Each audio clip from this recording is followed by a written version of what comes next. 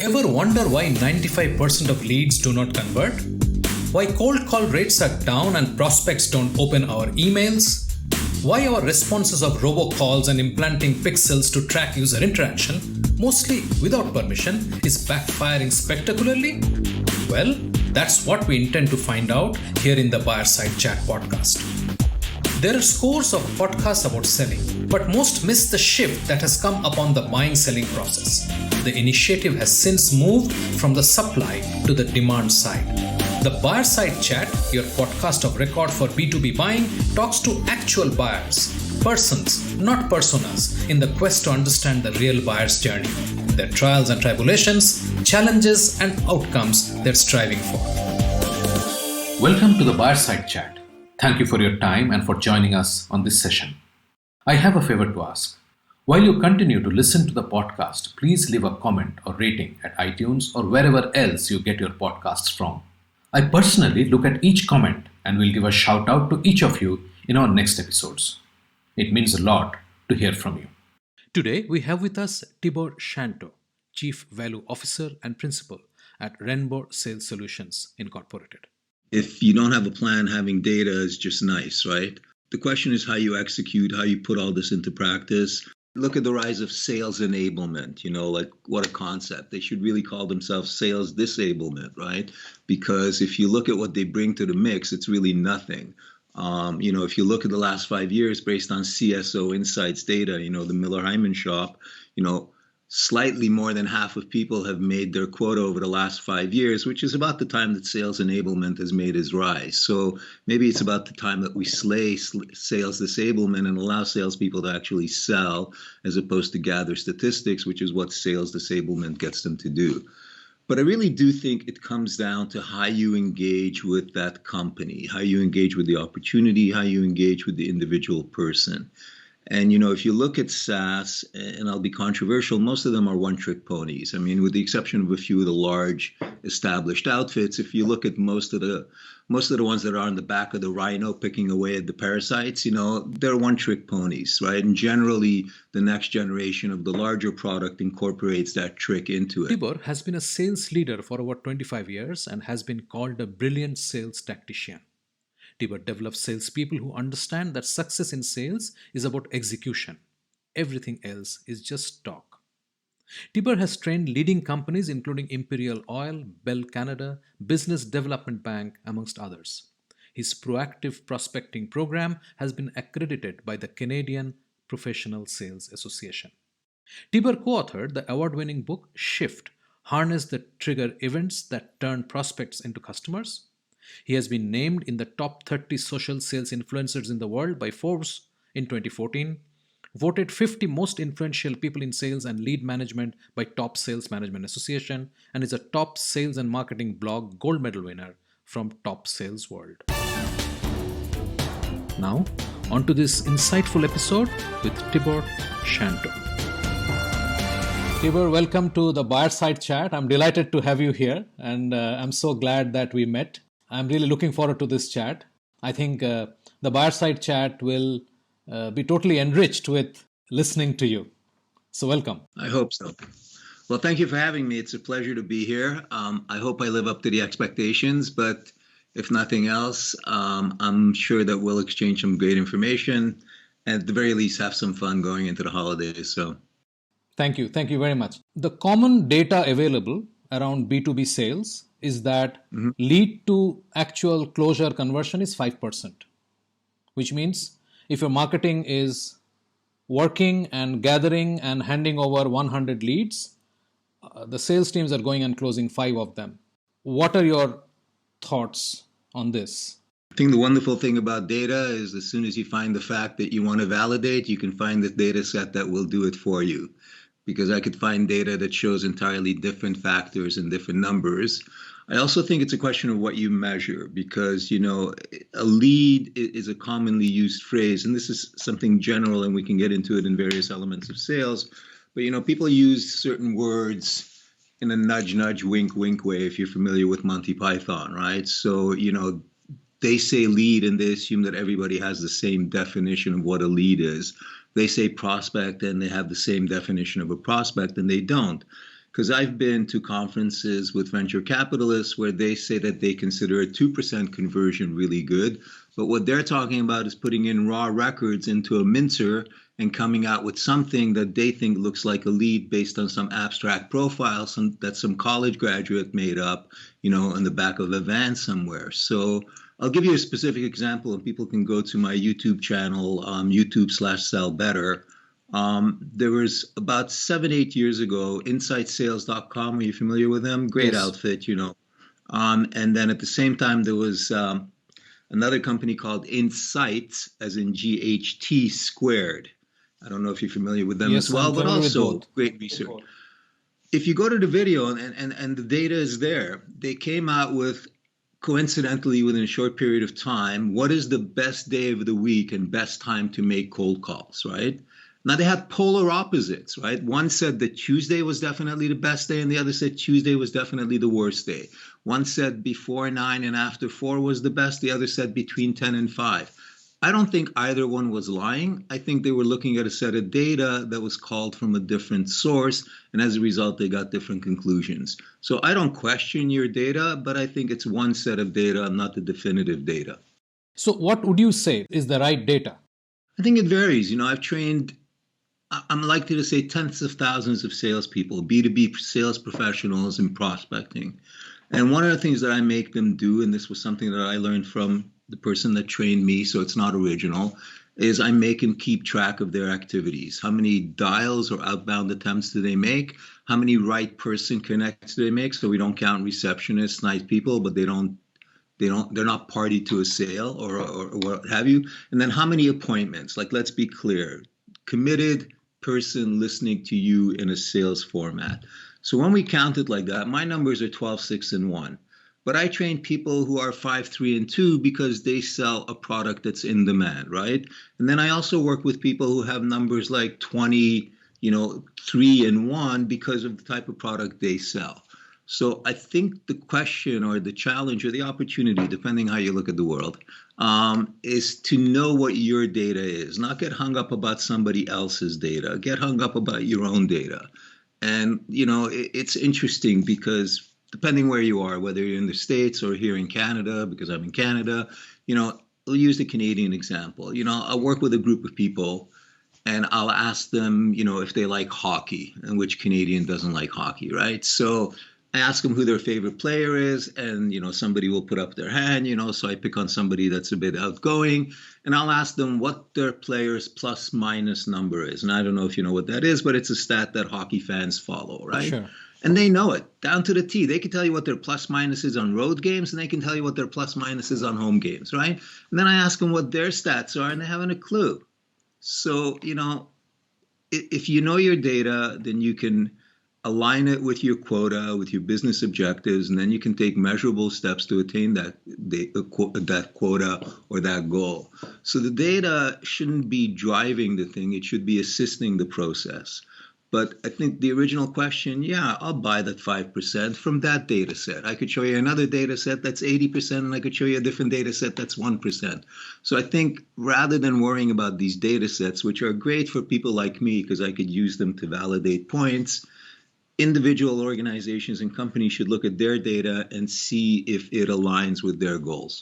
So when we are talking of benchmarking and industry standards, there is some commonality in the data that is available and commonality of definition as well. So when I'm talking to people who are in the either leading, say, I'll take SaaS as an example. That's one growing sector.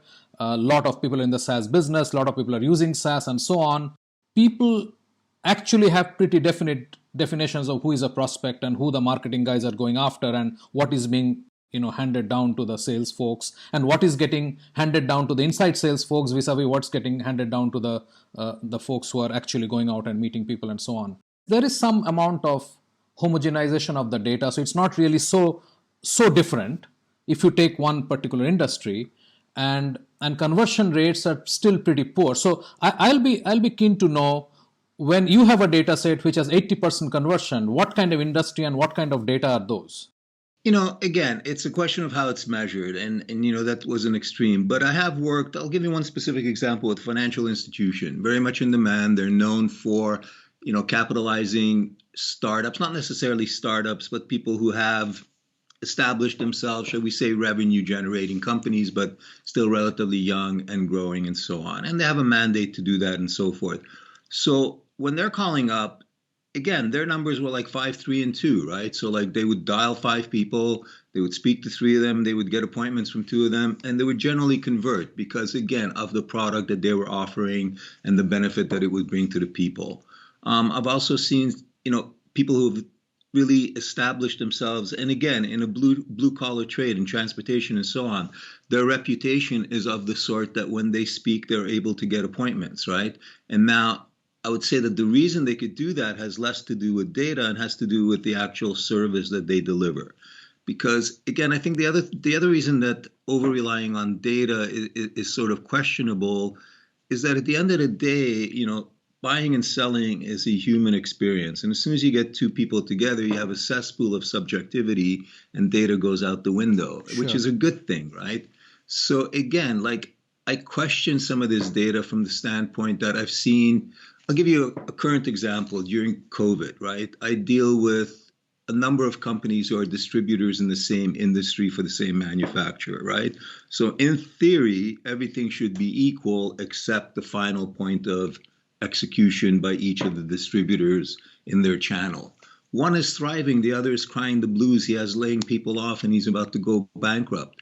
So, again, data has nothing to do with that, right? Because one's data, again, hired me for training. He's hiring salespeople. You would think COVID was a boon for him, right? The other one is going under. Same industry. They were both reasonably successful. I would argue floating with the tide, before COVID came along. So I think at one point you have to sort of bring it to the street. And that's why my tagline is, execution. Everything else is just talk. Yeah, so that's an interesting point, because if everybody executed the same way, how would that pan out? Obviously, there is a gap in leadership, and that's why some companies are more successful than the others. So it boils down to pretty much the same things that govern the rest of the success. Would you say that? And one of the challenges with SaaS is, there's a lot of me too, me too, me too. Not me too in the current sort of, Yeah, I know. that sense, but in the Yeah. previous, before it was appropriated by causes, Yeah. when you go to the club, you want to have the same suit and the same shoes and the same telephone that all the guys at the club have, right? Mm-hmm. And if you're on the girl side of the club, you want to have whatever all the girls in the club have. So if we're going to be honest about SaaS, there's a certain element of fashion as opposed to practicality to it. The fact is that most of the products in the world are Me Too products. Most of us are in commodity business. It doesn't matter what we are selling. It's an airline or it's a travel industry, whatever. I mean, we are pretty much giving what the other guy is giving, right? Either you are changing the definition by saying, hey, I am a sales guy who will only charge you when I get you some sales. I'm not going to ask for any other money. I'm only going to charge you based on my success that I bring you and so on. So unless you have the ability to take that kind of a plunge, you are pretty much doing the same thing the rest of the industry is doing.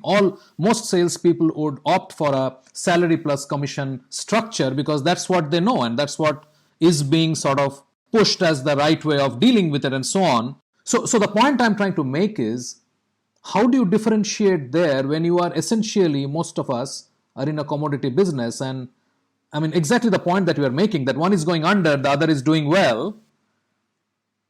How do you do that?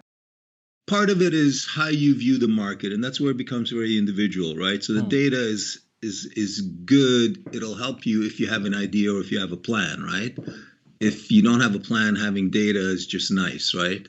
So, I think the question is how you execute, how you put all this into practice. Again, the same thing that you were saying from the point of view that people tend to do the same thing. Like there's a lot of fashion, Me Tooism type of thing. So if all of a sudden everybody does something, look at the rise of sales enablement, like what a concept. They should really call themselves sales disablement, right? Because if you look at what they bring to the mix, it's really nothing. If you look at the last 5 years based on CSO Insights data, the Miller Hyman shop, slightly more than half of people have made their quota over the last 5 years, which is about the time that sales enablement has made its rise. So maybe it's about the time that we slay sales disablement and allow salespeople to actually sell as opposed to gather statistics, which is what sales disablement gets them to do. But I really do think it comes down to how you engage with that company, how you engage with the opportunity, how you engage with the individual person. And, if you look at SaaS, and I'll be controversial, most of them are one-trick ponies. I mean, with the exception of a few of the large established outfits, if you look at most of the ones that are on the back of the rhino picking away at the parasites, they're one-trick ponies, right? And generally, the next generation of the larger product incorporates that trick into it. So they go out there with a singular message. I remember talking to a VP of sales at a SaaS company who wanted me to train his team. And I talked about how I help people uncover, what the objectives of the companies are and how they're planning to achieve it. He said, I don't care. We solve one pain. If they have it, we solve it. And if we don't, we don't. So in an environment like that, yeah, you could sell because, you basically, did I shoot? Did I hit someone? But that's not selling. That's more like, as somebody once at Salesforce described it to me, whack-a-mole, right? That's not selling. That's taking orders on steroids, Mm. Do you see or do you sense that the buyer fundamentally has changed, and pretty much like how internet has disintermediated lots of industries, the buying process itself has been disintermediated? Do you see that shift? I definitely see that it's shifted, but I think, again, we sort of need to explore that in some ways, right? Because, I remember doing a presentation around this whole question, because when we talk about what's changed, it's not a binary thing, right? There's a number of things that have changed and a number of things that haven't changed. So it's a question of what you're facing at the moment in order to move the sale forward, right? So the way I like to describe it, and if anybody's interested, they can reach out, and I'm happy to send them the slides on this. Rather than looking at sales as being this one sort of monolithic, circle, look at it as being three concentric circles, right? And if you go back to the start of the last decade, when the internet, flushed out and really took off and as a business thing, it is true that all of a sudden buyers had a lot of more access to information. Myself, in 98, I bought 2 cars on the web without talking to a dealer. It was a great experience. But my next car I went and bought through a dealer, right? Because I experienced it and, made a choice. But I understand, and, what Daniel Pink made a big issue out of this whole notion of information parity. Yes, buyers now had access to information. Did they have access to knowledge? Some. Did they have access to insight? Fewer. Did they have access to actionable insight? Very few, right? So, yeah, some salespeople whose job was to deliver brochures, they were sort of finished when brochures can fly on their own. But if that buyer is looking for knowledge and insight and so forth, they need a subject matter expert, which is what I suggest to most salespeople they should be, which are subject matter experts. So back to your question. If we look at the outer circle, where the tools are, right? Where like almost every day there's a new tool. You and I have talked about tools. I think you're introducing a tool, right? So like every day there's something new that's useful to salespeople in order to be able to engage, communicate, and message their audience, select their audience, do all the things that we need to do as salespeople, right? So has that changed? Dramatically, right? Like every month there's a new generation of useful, practical tools that are out there, SaaS, bolted onto Salesforce, Dynamics, the whole bit, right? So if you look at the sales world like that, I agree with you. It's changed a lot, right? You look at the next circle, and that's how people begin to use those tools, right? So now the buyers got smart as to how to keep salespeople away, right? So they got a bunch of tools that they could use. Salespeople got smart as to how to sort of balance that out. Hence, everybody talks about their stack, right? So they go back to the club in the locker room and they all compare how big their stacks are, right? So, so you've got that element of it going, right? So again, so when you look at that, yeah, there's a lot of action, there's a lot of back and forth, but we're just doing a dance that we've been doing forever and ever, just using new tools. But the idea is, again, buyers trying to hide really what they're trying to do, salesperson trying to find out. We're just using modern tools, so it looks like it's different. But the dance, it's pretty much the same. Now you get into the inner circle, the one that counts, which is why people buy, right? Why does an executive make the decision to go out and inquire about potentially making a purchase, right? Why does somebody, that infamous all sales starts to search online, right? Why did that person go to the keyboard and put that search into Google? That why has not changed since Adam and Eve bought the apple from the serpent. The why is the key. The why they make that purchase is the key, and that has not changed. How you get to that why and how you nurture that why and how you open it up in order to get a sale, in order to drive revenue, all that has changed. But if you could focus on the why and think about how you use the tools and how you use the techniques and how you use the data to be able to answer that person's why, that's the key to sales. And all these other tools that are coming out every 5 minutes are trying to compensate for the fact that most salespeople don't want to do the work that it takes to get to the why. The why is very intrinsic to the buyer, right? So I have a need, or my organization has a need. It really is not aligned to any salesperson or any vendor organization. It doesn't matter. It can be multiple vendors who will satisfy that why together. It may be one, it may be three, we don't know. When we have the why, we have the why. The first important thing is that I've discovered my why and I've started looking around that what will answer that why. Actually, no. The best salesperson is the one that helps the customer discover the buy and creates that bind. Yeah, so that brings me to the second point. This assumes, this statement you just made, assumes that the salesperson will understand the buyer's needs better than the buyer does themselves. 100%. Subject matter expert. It's time for a short break. Tibor is building a case for a subject matter expert salesperson. The opportunity is for sales folks who are able to help customers discover their why, he says.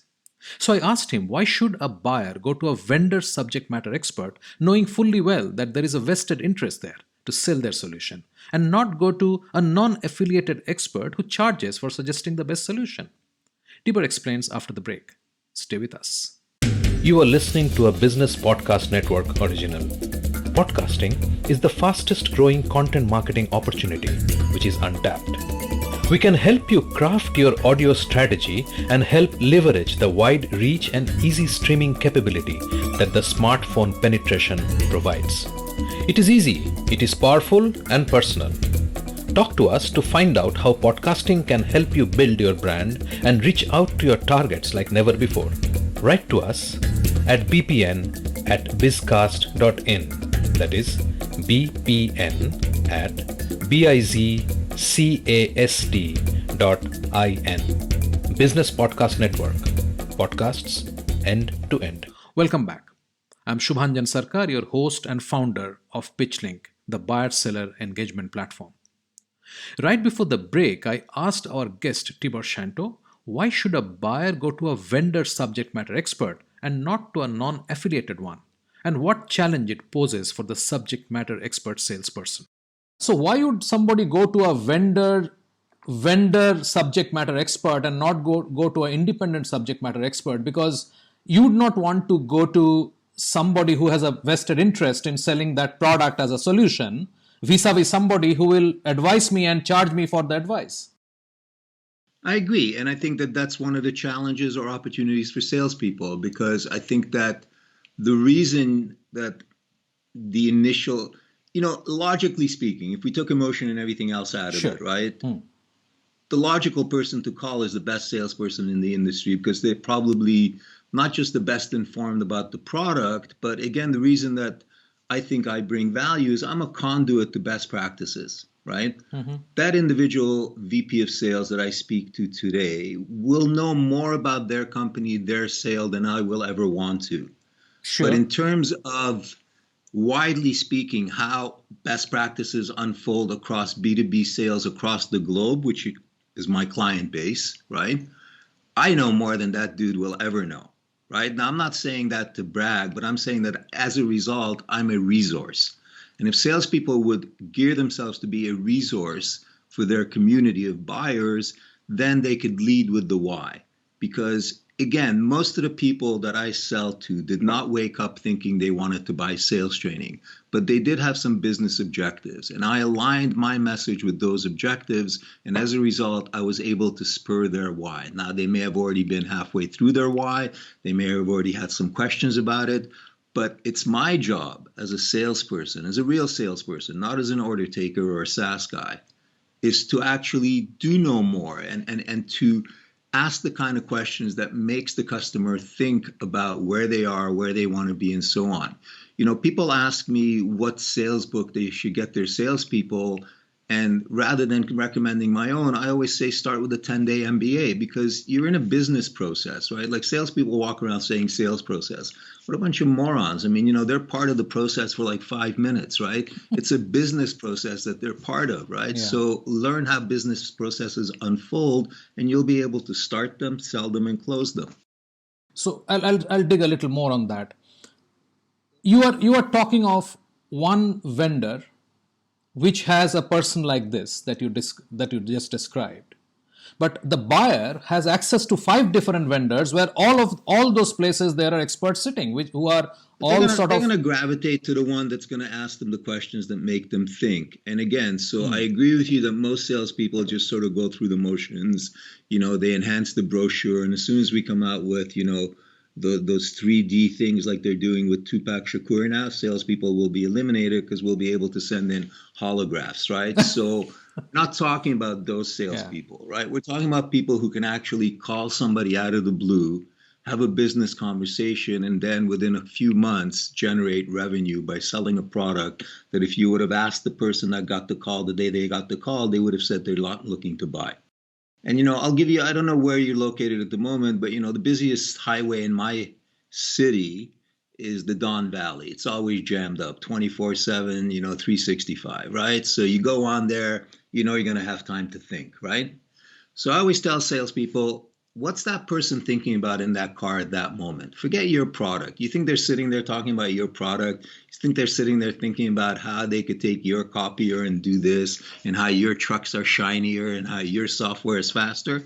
They're not thinking about any of those things. So when you call them up and tell them that I do this, that, and the other, they go, I don't care. That's not what I was thinking about, right? But if you can call them up as a subject matter expert and talk to them about the scenarios that you know they've been thinking about on their way to work. And the reason that you know it is that you've done your work, right? You're subject matter expert. You know, to your point earlier, do you really think a CFO is that different in thinking in a industrial company in New York versus, say, a services company in California? The CFO themselves, the process that they go through to make sure that the company is financially sound, that they're able to, you know, financially invest in their future, they're able to achieve all their goals. Do you really think that, dramatically speaking, there's that much difference between the thought process of a CFO for a manufacturer in New York versus a services company in California? Suppose it's not. Carry on with your thought. So you have most of the conversation covered before you even start if you've done your pre-work. Now, you do have to tailor it to the industry. You do have to tailor it to the specifics. But I would argue that there's greater overlap in many instances than people think. But the problem most of the time is they start thinking through the product perspective as opposed to thinking through the objective perspective. The buyer's objective. No, the sellers think more around product. But, you know, most customers, defining the product is the very last element of it. And by that time, Absolutely, it's too late, I agree. right? Yeah. So if you can get in there early, right, and formulate their thinking, right? So I love people who tell me they're not thinking about doing anything for the next 12 months because I got 12 months to formulate their thinking, right? Now, everybody goes, 12 months is too far away. But if you got enough of those in your pipeline, you really don't have to worry about it because it's always 12 months from some point, right? Yeah. So, but this is the thing, and this is why we go back to whack-a-mole, because you know, it's like want to buy, and they find somebody that says yes, and they think that they've done something good. It's a very good point, because most of the time people do not understand that a lot of things have happened in the buyer's organization. They didn't just, to your point, nobody wakes up one morning and starts searching for a solution. Okay, this is my why. Let me find out the answer to this why. They're not doing it. This has been in the making for many months, right? So I agree with you that if you always have a pipeline which is 12 months away, which is great, because then you know That's a cycle you can drive and you have enough time to work with these people. So how do you get in early? What is the way? Cold calling cannot be the way.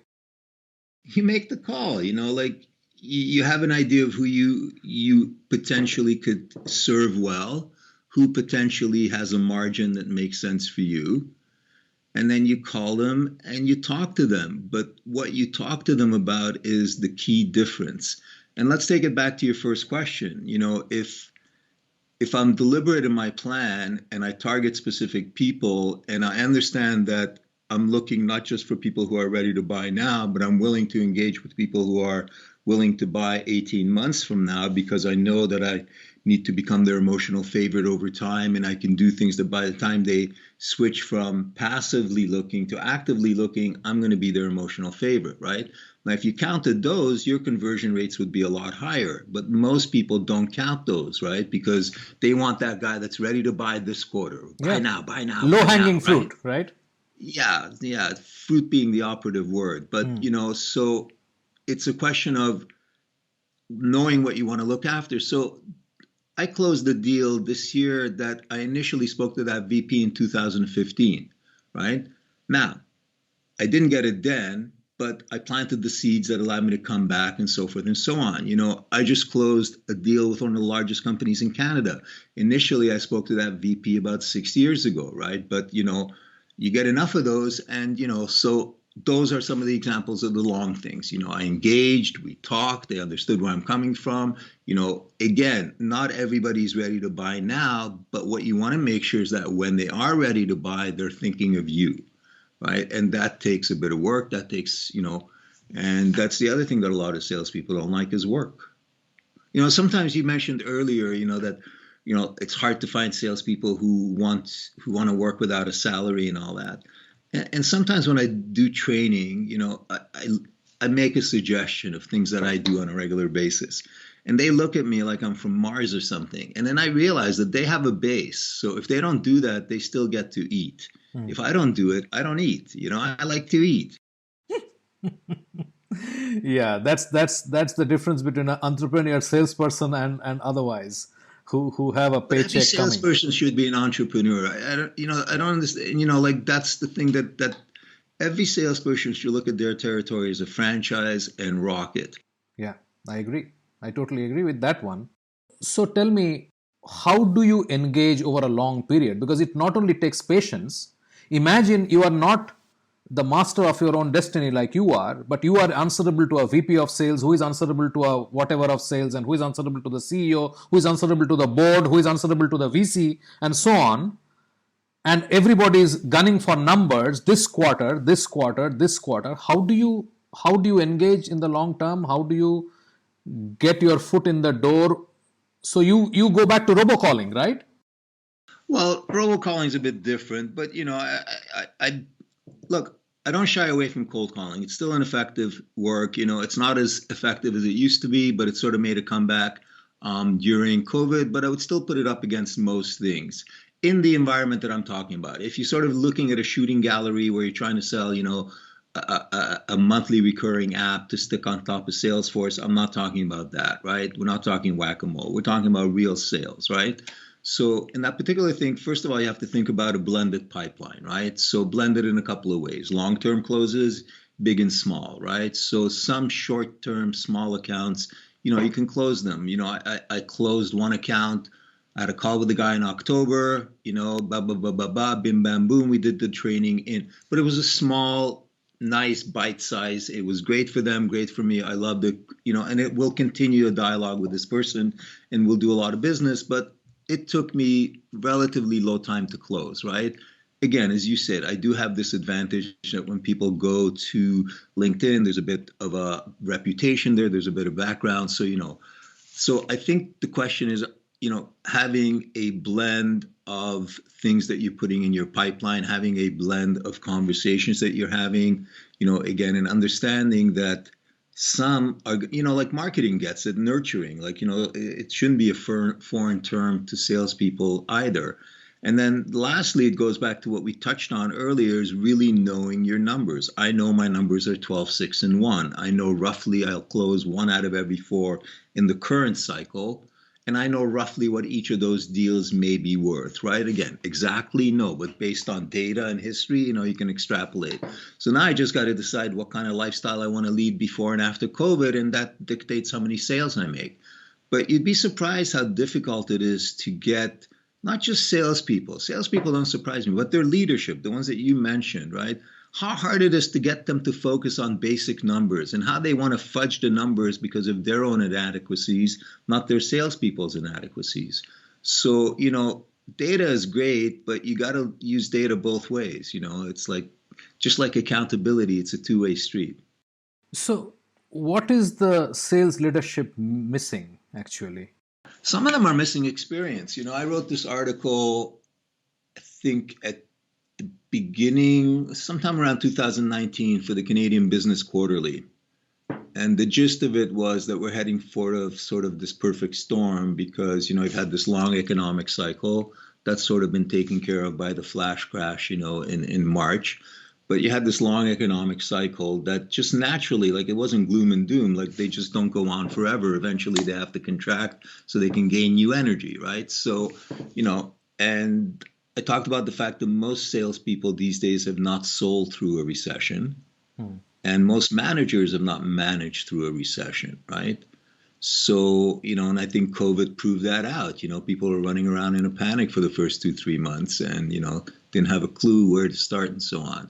Right. So I think that sales management really needs to begin to think about embracing a process and holding their people accountable to the process, even if it involves sacrifice. Because sometimes your best salespeople, you'll have that one superstar who doesn't adhere to the process and flaunts the fact that they don't adhere to the process. Now, if they didn't adhere to it and hit it, you could work with that, right?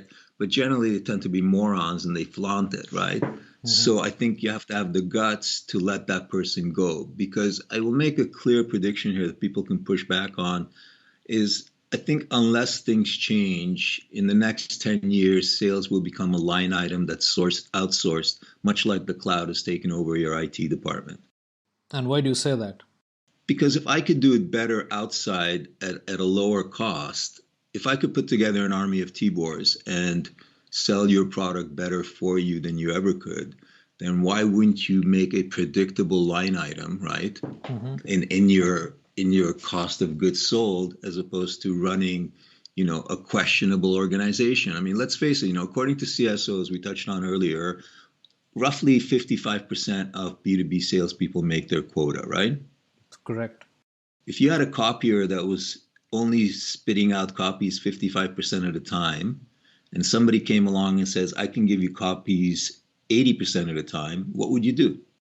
Yeah, it's sort of exactly the point I was trying to make in the beginning with the 5% conversion, by the way. So we have circled back to a very similar space. Yeah, exactly. Tell me. I don't see the reason as being strictly the 5%. I see it being the whole shoot match. Yeah, I agree. I mean, it was just a starting point for the discussion, as I said. Yeah. And came full circle inadvertently. Yeah. True. So coming back, why are we accepting this low productivity and saying this is the industry standard and we are fine? Tradition, somebody needs to come along and disrupt it. And some people have, and there are some really interesting boutiques who are actually doing what I'm talking about, which is just taking that whole burden, much like the cloud organizations have taken a certain amount of burden off of, companies who are looking to start up. What was the big barrier to startups in the past was the tech cost, right? Mm-hmm. So if you could take that burden off a startup company, especially at the startup range, but I think it'll go right up. If you could take the burden off them and have predictability, because that's the other thing is the lack of predictability, now the organization is taking that on is going to have to do it right. And you might end up, in an interesting formula, but again, done right, which I'm not saying the formula is clear, but it's doable. Why wouldn't you? I mean, look at all the things, the example I give, and maybe it's a little bit exaggerated, but I think it's accurate, is if you look back 100 years ago, Henry Ford took everything in. He created the assembly line in order to make sure that they control everything A to Z, right? Yep. Whereas here we are 100 years later, and the only thing that Ford does is design and marketing. True. Everything else has been outsourced because they could do it better. So why wouldn't you do that with your sales team? Yeah. And how do you see the buyer reacting to this? Because for the buyer, they never cared about the product or the vendor. They were looking at their own outcome, right? Right. So if they get the outcome, I always say to salespeople that contrary to what they tell you, start with the punchline and then work your way back into the joke, right? Because most business people that I've met, as long as what you're doing is ethical, moral, and legal, so I want to repeat that, ethical, moral, and legal, I don't think most buyers care how you get them there as long as it's legal, ethical. But most salespeople start with the means as opposed to the end. Whereas you should start with the end and then work your way back. That Tolstoy novel, go to the very last page and then work your way back. That's a nice place to end this chat, because I think this thought should remain. And I completely agree that unless we completely refocus on the end for the buyer, which is also the end for you, by the way, because if the buyer's end is met through you, your end is met as well. I get my commission. Exactly, right? The Buyer Side Chat is brought to you by PitchLink, the buyer-seller engagement platform. PitchLink enables high-quality interactions between buyers and sellers through presentation and discussion modules. Sellers create personalized sales presentations and reach out to prospects through a non-intrusive, buyer-qualified engagement. PitchLink requires no installation or download and holds the entire repository of sales collaterals and buyer-seller conversation. Talk to us to know more about how you can engage with customers without intrusion. Call us on 650-847-5884. That is 650-847-5884. This is great. Tibor, thank you so much. I really appreciate your making time right in the morning. Thank you very much. Enjoy your day. Thank you. Cheers. Bye. We have a fantastic lineup over the next couple of episodes, unraveling in depth how the real buyers buy. Stay tuned. Thank you for being with us today on the Buyer Side Chat. This is the podcast of record for the buyer side journey.